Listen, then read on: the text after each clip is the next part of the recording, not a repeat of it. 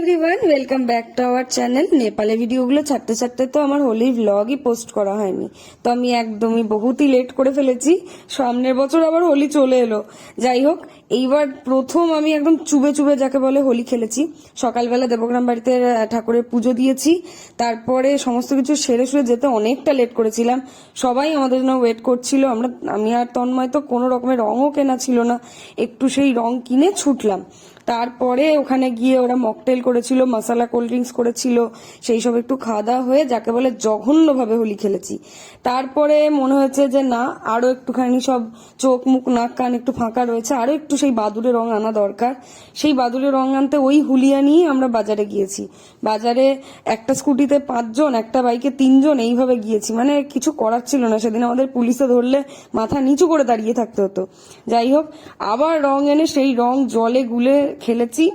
তারপরে যে বাকি ভিডিওটা, সেটা তোমাদের সাথে নেক্সট ব্লগে শেয়ার করব। সেদিন আমরা আরো কি কি মজা করেছি।